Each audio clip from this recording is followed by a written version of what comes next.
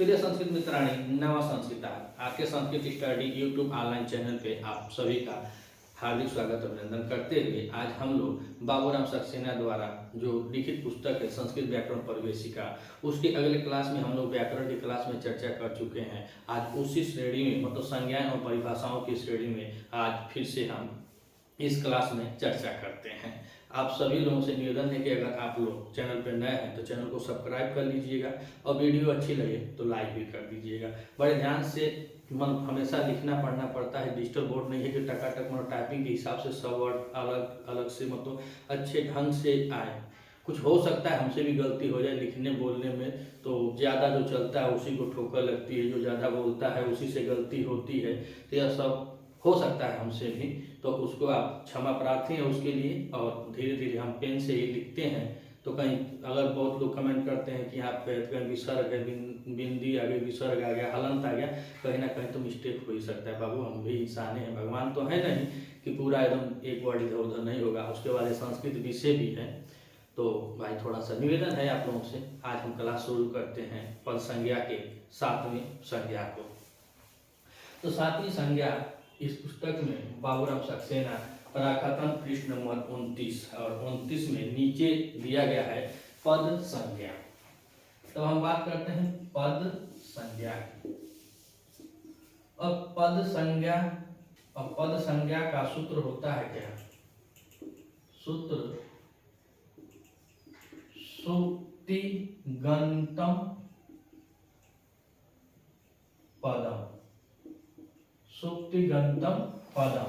और यह सूत्र है सुक्तिगन्तम पदम। यह बता रहे का कि अष्टाध्यायी के पहले अध्याय के चौथे पाद का 14वां सूत्र है।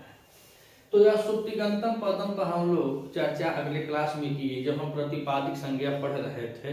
तो उसमें यह बतलाया गया था कि जो पद होते हैं प्रतिपादिक होते हैं, उनके साथ हम लोग कुछ प्रत्ययों को जोड़ते हैं जो हमारे संस्कृत भाषा में उन शब्दों का प्रयोग अनिवार्य होता है, प्रतिपादिक शब्दों को नहीं लेता है जब तक उसमें हम सु अव जस अम अ जैसे प्रत्यय हैं, इनको अगर नहीं जोड़ेंगे तो पद संज्ञा नहीं बनेगा। तो वही बात तो यहाँ पे कह रहा है सूत्र कौन सा? सुक्तिगन्तम पदम। तो सुक्तिगन्तम मतलब सुप हो, सुप के बाद तिगंत कह रहे हैं, तिगंत, और कह रहे हैं अंत्यम, अंत्यम, अंत्यम। तो अंतिम उसको क्या कर रहे हैं आगे? पदम। तो यहाँ पे सूत्र को अगर हम तोड़ेंगे तो निकलेगा सुप तिगंत अंत्यम पदम। अर्थात जो सुप हो, तिगंत हो, इन प्रत्ययों जो अंत में जुटे होते हैं जिन शब्दों से, उसी को हम पद कहते हैं। तो यहाँ पे हम देखेंगे वृत्ति में, तो वृत्ति में बताया जाएगा, वृत्ति की बात करें तो सुबंत, सुबंत, सुबंत, तिगंत, तिगंत च पद संज्ञा स्यात्, पद संज्ञा स्यात्। तो अब कह रहे हैं जो सुबंत है, तिगंत है, उन शब्दों को, उनसे बने हुए शब्द को क्या कहते हैं? तो पद कहते हैं। तो यहाँ पे लिखे सूत्रार्थ, सूत्रार्थ की बात करें तो यह बता रहे हैं, यह सूत्र बता रहा है क्या कि सुबंत प्रत्यांत, सुबंत प्रत्यांत तथा तिगंत प्रत्यांत, तिगंत प्रत्यांत। तो कह रहे हैं सुबंत प्रत्यांत और तिगंत प्रत्यांत शब्दों की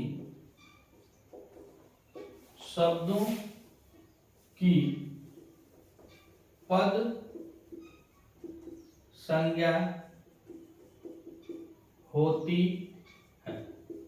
कह रहे हैं सुबंत और तिगंत जो होते हैं उनसे जो अंत में जुटे होते हैं, सुबंत तिगंत, उनसे जुटे हुए शब्दों की क्या होती है? पद संज्ञा होती है। तो सुबंत प्रत्यांत हो या तिगंत प्रत्यांत हो, ऐसे शब्दों की बता रहे हैं। सुप लग जाता है, तिग लग जाता है, तिगंत, तो उसमें पद संज्ञा बनती है। अब पद संज्ञा की बात करें तो पहला यह होता है क्या, देखें यहाँ पे, तो प्रतिपादिक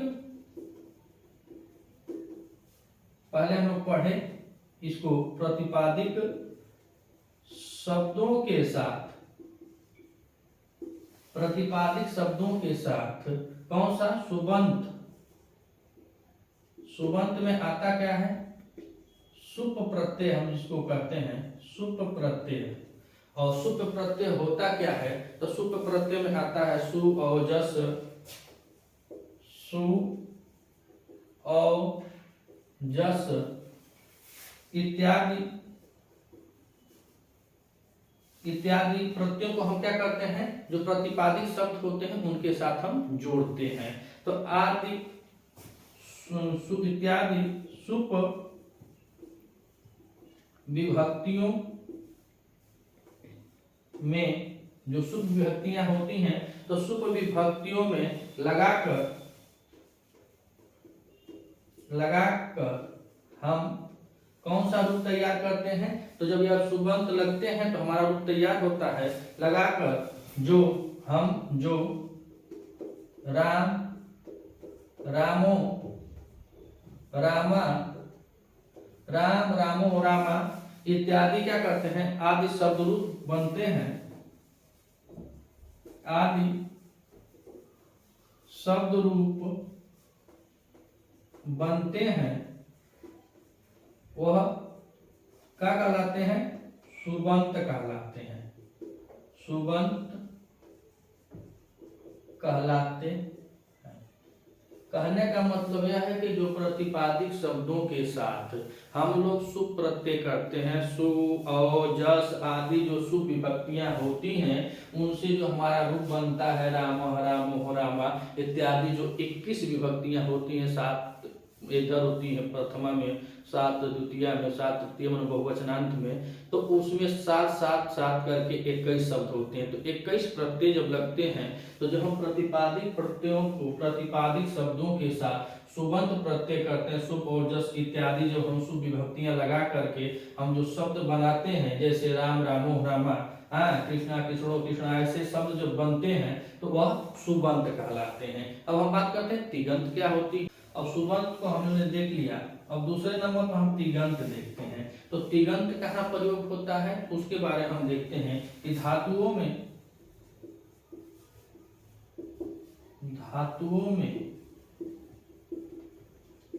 विभिन्न लकारों में, इसमें क्या होता है, जो धातु होते हैं उसमें लकार होता है। तो कह रहे हैं कि धातुओं में विभिन्न लकारों में जब हम प्रत्यय कौन सा प्रयोग करते हैं, तो प्रत्यय होता है तिप, तस, झी, तिप, तस, झी इत्यादि। यह कैसे होते हैं, यह कुल जो प्रत्यय होते हैं ये 18 प्रत्यय होते हैं, इत्यादि 18 प्रत्ययों को लगाकर हम जो, अब क्या होता है, लकार या रूप कर रहे हैं कि जो 18 प्रत्यय लगाकर जो हम जो पठत, पठती, पठतः धातु रूप बनाते हैं, वह तिगंत कहलाते हैं। क्या होता है, तिगंत कहलाते हैं। पहले यह बताया कि सुप प्रत्यय लगाते हैं, और सुप प्रत्यय किसमें लगती है, शब्दों के साथ लगती है, तो उसमें विभक्तियां बनती हैं, प्रथमा, द्वितीय, तृतीया, चतुर्थी, पंचमी, विभक्तियों का प्रयोग होता है। तो सुप और जस अट ऐसे 21 प्रत्यय जुड़ते हैं। उसके बाद बताया दूसरे में कि जो धातुओं के विभिन्न लकारों में तिप, तस, झी इत्यादि जो लगता है, जैसे रूप बनता है पठती, पठता, पठंती, तो ऐसे शब्दों को यहाँ देखिए पठता लिख दी है, पठंती होता है, पठता, पठत, पठती, पठता, पठंती। तो ऐसे रूप जब बनाते हैं, धातु रूप जब बनाते हैं, तो इनको क्या करते हैं, वे सब तिगंत पद कहलाते हैं, वह तिगंत पद कहलाते हैं। तो आइए हम कुछ एग्जांपल के हिसाब से देखते हैं कैसे। अब जैसे हम बात करें तो सुप प्रत्यय, सुप प्रत्यय और सु प्रत्यय लगता कहाँ है, तो सुप प्रत्यय में जो होता है सु औ जस, सु औ जस, यह जो इत्यादि जो सु जस औ अम औट होते हैं, जस अम औट इत्यादि जो होते हैं 21 हैं, तो 21 प्रत्यय जो होते हैं यह क्या कहाँ लगते हैं, तो शब्द रूप बनाने में लगते हैं। शब्द रूप बनाने में इनका प्रयोग होता है, प्रयोग होता है।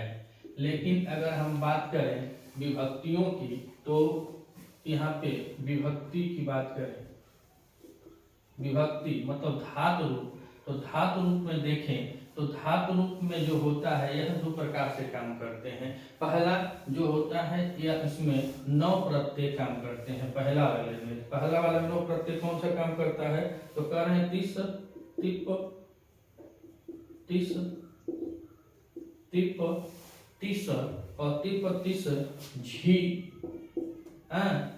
प्र इत्यादि 9 प्रत्यय काम करते हैं।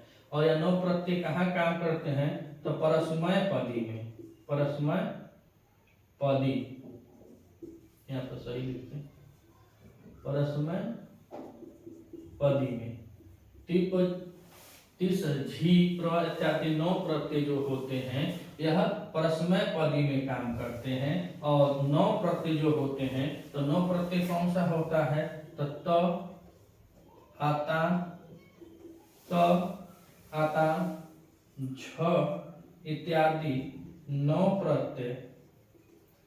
प्रत्यय जो होते हैं वह आत्मने पदी में काम करते हैं।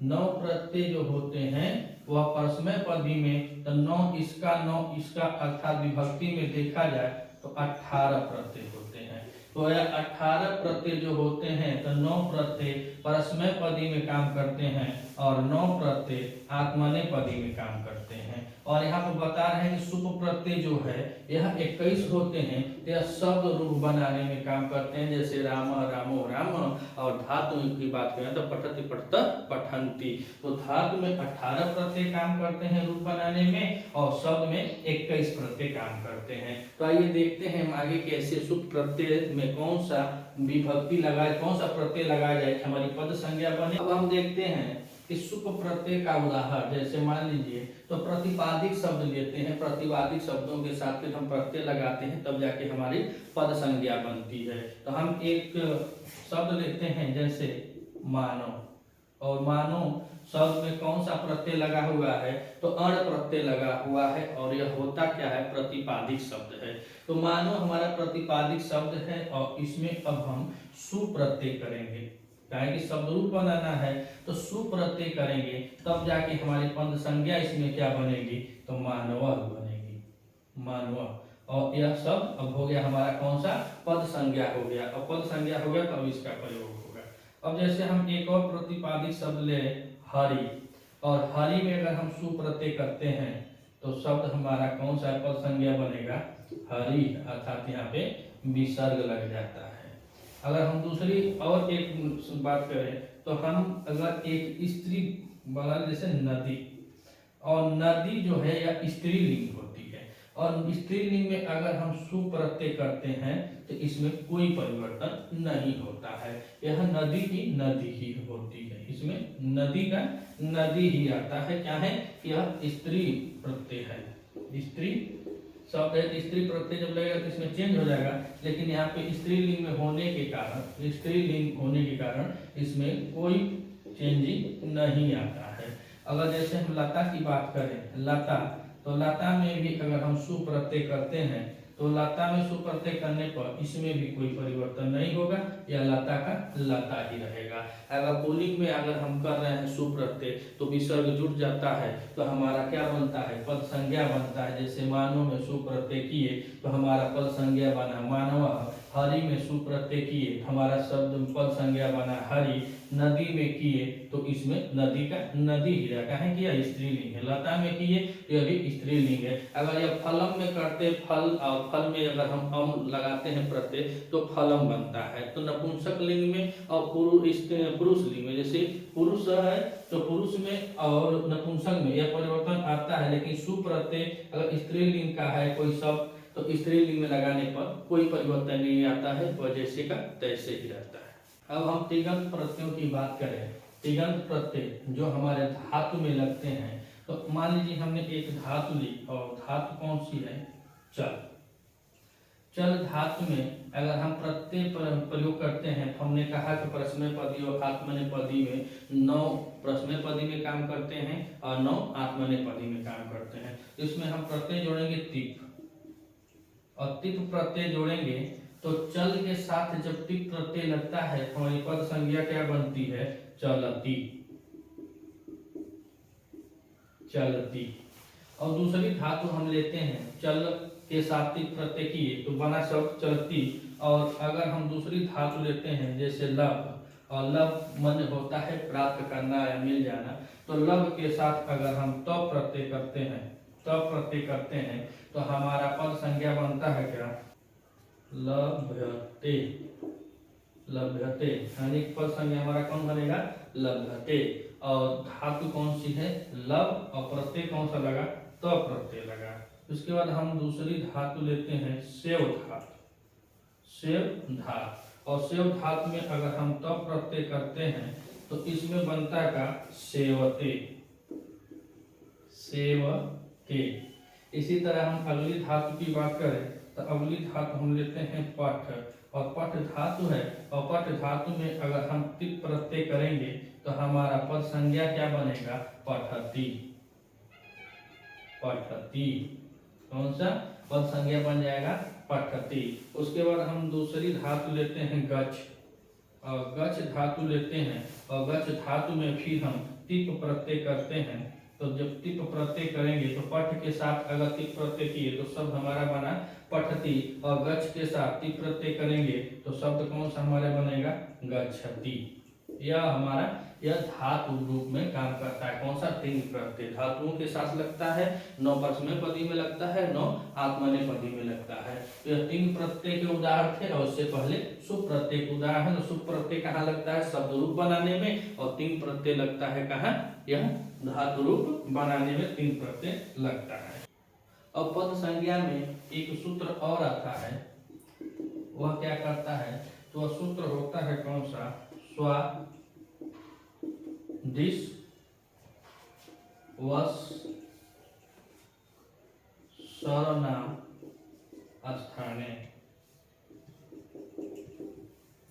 स्वादिश सर्वनाम स्थाने, यह अष्टाध्यायी के पहले अध्याय के चौथे पाठ का यह 17वां सूत्र है। कौन सा, स्वादिष्ट सर्वनाम स्थाने। और यह सूत्र कहता क्या है, यह सूत्र बताता है कि जो सर्वनाम के स्थान पर, इसका देखेंगे सूत्रार्थ। सूत्रार्थ, तो सूत्रार्थ यह बता रहा है कि सर्वनाम स्थान को, सर्वनाम स्थान को, सर्वनाम स्थान को छोड़कर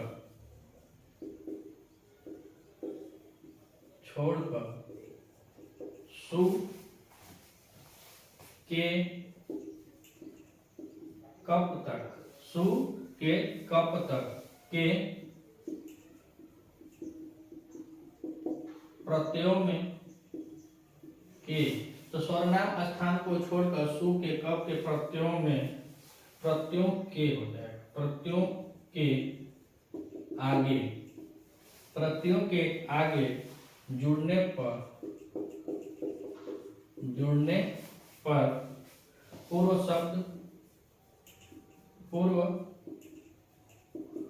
शब्दों की पद संज्ञा होती है। यह सूत्र भी स्वादिश सर्वनाम स्थान है, यह सूत्र भी पद संज्ञा करता है।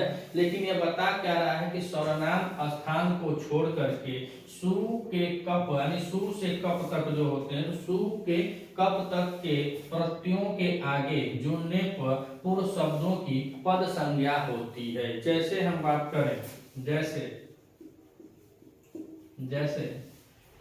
में राजन,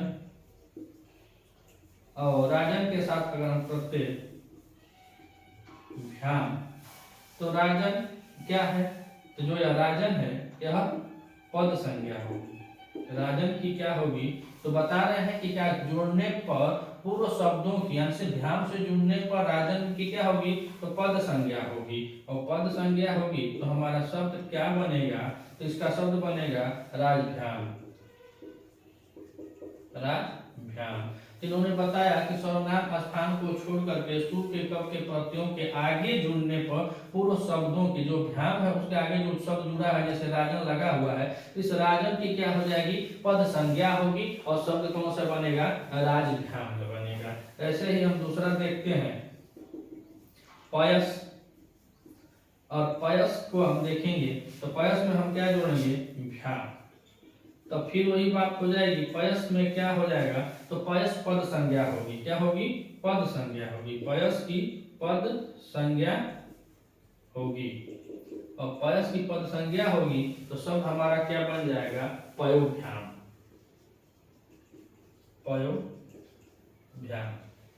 कौन सा शब्द बनता है, तो पयोभ्याम बनता है।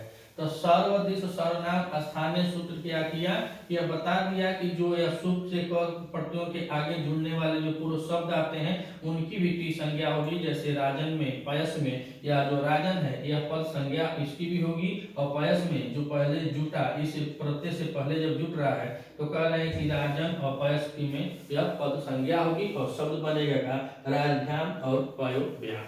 अब हम आठवीं संज्ञा की बात करेंगे, सर्वनाम,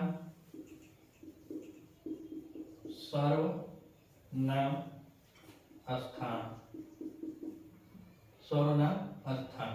अब यह क्या है, यह संज्ञा है और इसका सूत्र क्या है, तो सूत्र शुद्ध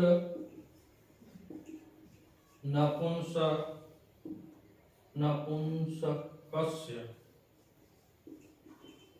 शुद्ध नपुंसकस्य, यह अष्टाध्यायी के पहले अध्याय के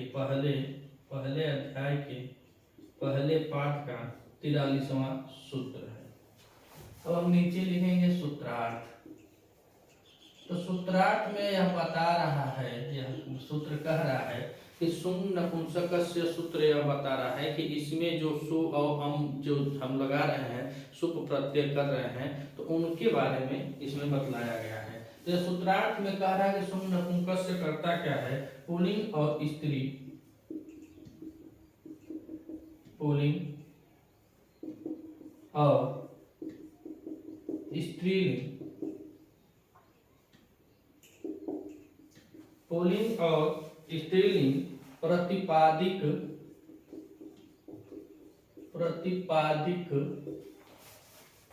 शब्दों के आगे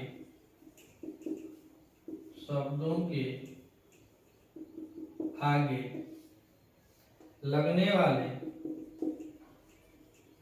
वाले सूत्र, और सूत्र को ही क्या कहा जाता है, सु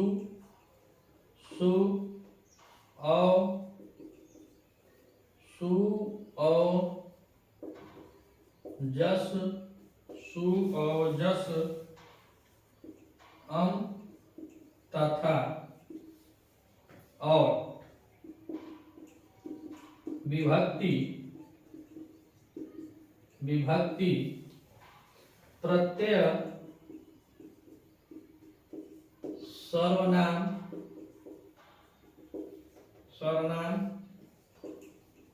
स्थान कहलाते हैं।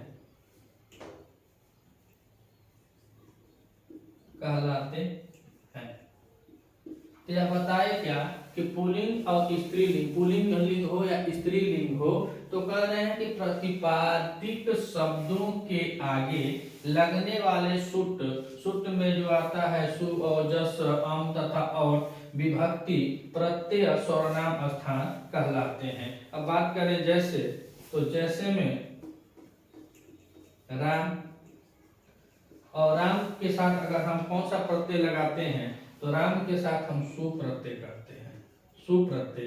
तो जब सु प्रत्यय करते हैं तो शब्द हमारा कौन सा बनता है, राम, और राम शब्द जो बना या क्या हुआ, पद संज्ञा हुआ, क्या हुआ, पद संज्ञा हुआ। राम के साथ सु प्रत्यय लगाए तो राम, और राम शब्द जो बना वह पद संज्ञा बना। दूसरी बात करते हैं हम फल, दूसरा एग्जाम्पल फल, और फल के साथ हम क्या लगाए, अम, और अम प्रत्यय लगाए तो शब्द हमारा क्या बना, फलम, फलम। और जब फलम शब्द बना तो फलम शब्द भी क्या है, तो यह हमारा पद संज्ञा कहा, यह हमारा पद संज्ञा है। तो बस यह सूत्र इतना ही बता रहा है कि जो हम प्रत्यय लगाते हैं अम और सु और जस, तो यह सब प्रत्यय क्या करते हैं, यह सब प्रत्ययों का क्या होता है, सर्वनाम स्थान कहलाते हैं। जो सर्वनाम स्थान कहलाते हैं तो इनसे युक्त जो शब्द बनते हैं उनकी पद संज्ञा होती है, उनकी क्या होती है, पद संज्ञा होती है। जैसे राम के साथ हम सु प्रत्यय किए तो रामा जो है वो हमारा पद संज्ञक हो गया, फल के साथ अम किए तो फलम, यह भी पद संज्ञक हो गया। तो सुर नपुंसक जो था वह पुल्लिंग और स्त्रीलिंग के प्रतिपादित शब्दों के बारे में बतलाता है कि इनके साथ कौन सा प्रत्यय करने पे कौन सा शब्द बनता है, और जो शब्द बनता है वही सर्वनाम कहलाता है। यहाँ पे कह रहे हैं क्या कि सर्वनाम स्थान कहलाते हैं। अगर आप इस चैनल पर नए हैं तो चैनल को सब्सक्राइब कीजिएगा। वीडियो ज़्यादा लंबी हो जाती है तो चढ़ नहीं पाती है, मोबाइल से मतलब ज़्यादा 1 दिन 2 दिन लग जाता है अपलोड होने में, इसीलिए 60 वीडियो में 1 1 2 2 संज्ञाएं हम लोग पढ़ेंगे और वीडियो डालते रहेंगे, बहुत लंबी वीडियो नहीं बना पाते हैं। अगर आप इस चैनल पर नए हैं तो चैनल को सब्सक्राइब कीजिएगा और वीडियो अच्छी लगे तो लाइक भी कीजिएगा। मिलते हैं अगले वीडियो में, तब तक के लिए नमः संस्कृत।